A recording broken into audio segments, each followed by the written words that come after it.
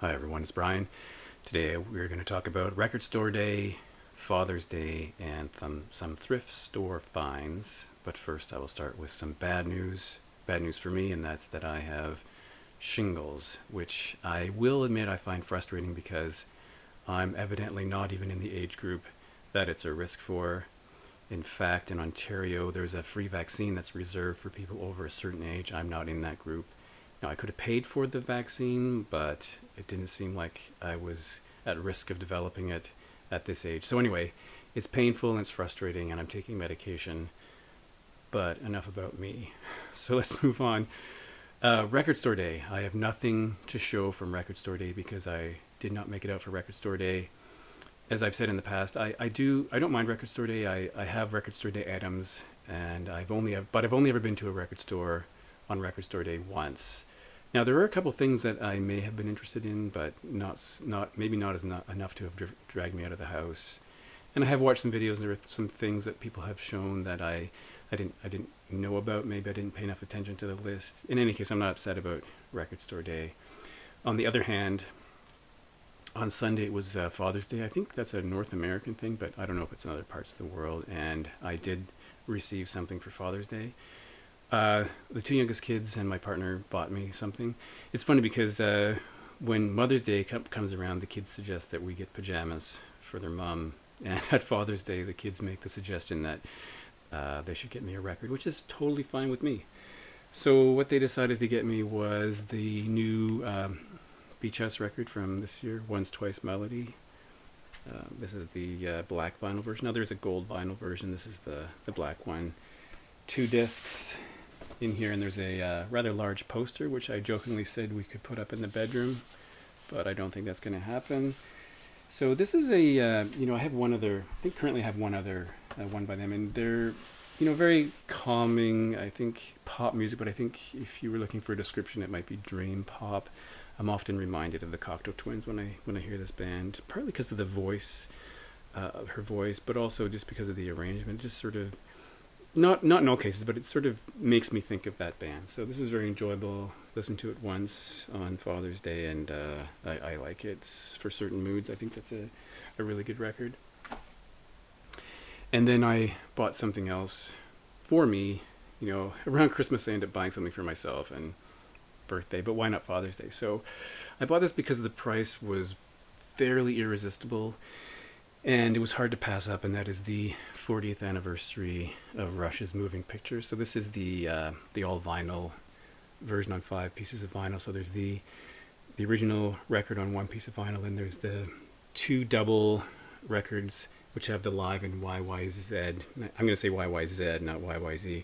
1981. So YYZ is, as any Rush fan would know, is the call letters for the Pearson International Airport in Toronto.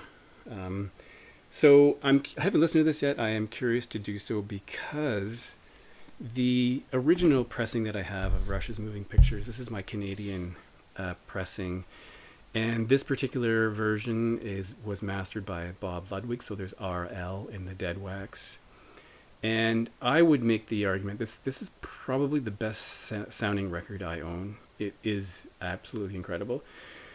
And I don't know if Bob Ludwig did mastering for all different pressings of this record. I'm not sure, but this particular one he did, and it sounds really truly incredible. So I'm curious to see whether the 180 gram half speed mastered version sounds as good. Even if it doesn't, there's the live stuff that I'm looking forward to hearing, and this is I'm really looking forward to that. So I'll definitely check that out.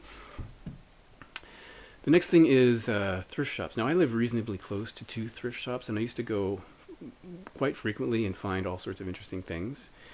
But lately I haven't really found that much. And here's a story that I'm going to tell you that I don't know what to make of it, but the other day I was walking past the local thrift shop, and this is the one where I have the worst luck. I never find anything there.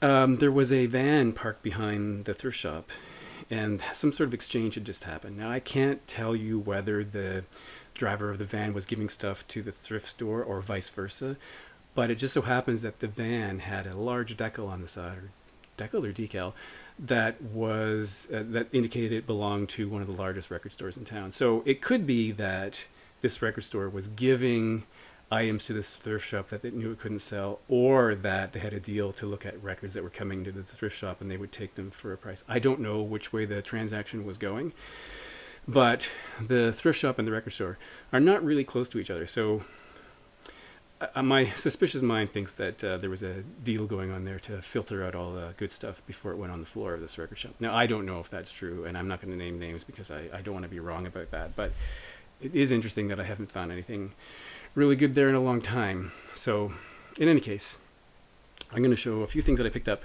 at thrift shops over the last little while, and the first is Tommy James and the Shondells' Greatest Hits.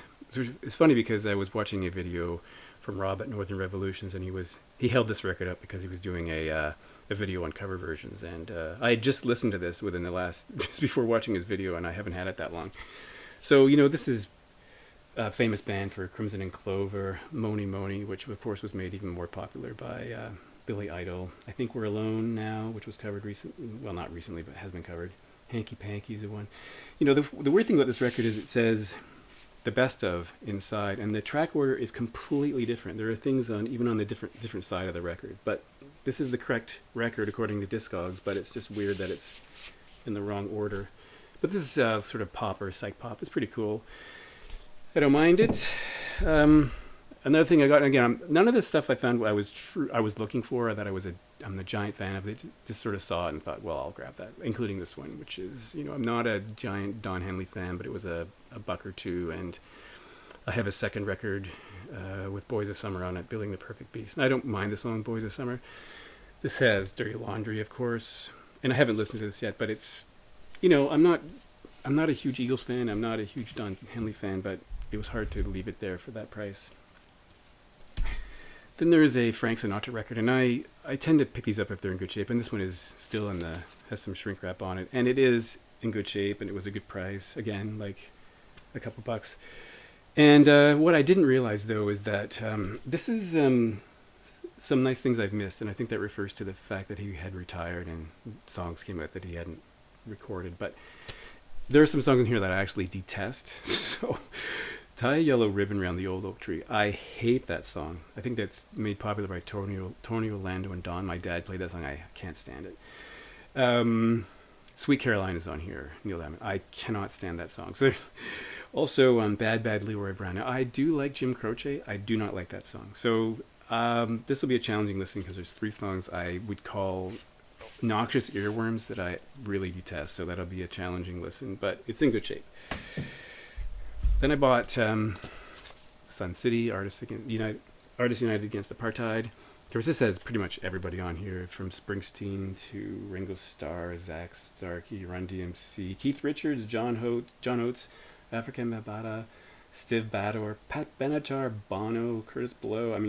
Ruben Blades. I can't even go through Peter Gabriel, Nona Hendrix, Herbie Hancock, Ron Wood, Pete Townsend. Everybody's on here. So I haven't listened to this, but it has 2 versions of Sun City and 4 other songs about apartheid.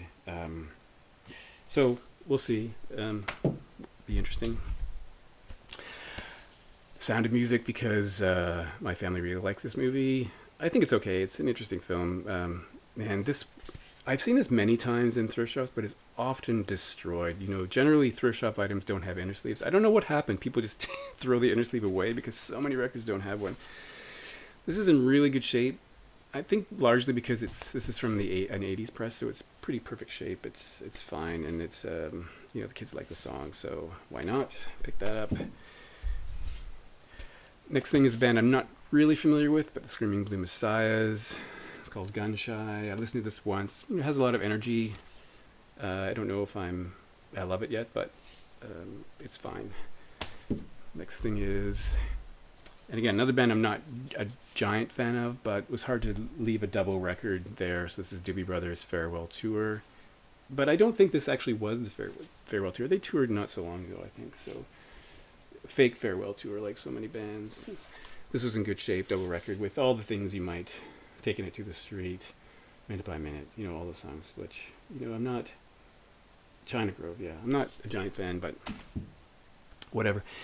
And the last thing I found was perhaps the most bizarre thing that I found. And I saw it sitting there, and it was in shrink wrap and still sealed. And it's a band I've never heard of before. Rush record. A band I'd never heard of before called the Boxer Rebellion. And I was about to pass it by, and I thought, well, this is a really new record. It had 2013 on the back, still sealed. It has a bit of a bend on the cover, but when I opened it, the record is totally fine. So I looked it up on Discogs as I was standing there and noted that there are 2 items that are currently for sale for this record. This is the only pressing of this record. We're starting at $164. And on previous sales, I think the median was around $100. So I thought, okay, well, I'll pick this up because it seems like it's an in-demand record. And I did listen to it. I wasn't blown away. I would say I was really underwhelmed. I read some reviews that said it was good. They're kind of like an indie band with members from the States and England.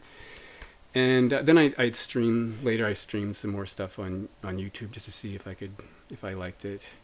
And I don't think I do, but maybe it needs another chance. I'd be interested in your opinion. Do you know this band? Is this a good record? Do you like it? Because I'm currently underwhelmed and I'm deciding what I should do with it because I don't know. We'll see.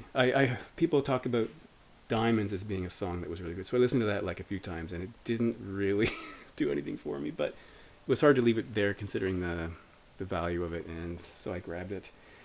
And it has a couple of dings on the cover because it might have been sitting under some things, but it's in good shape other than that. But I'd be curious about what people's opinions are on this item.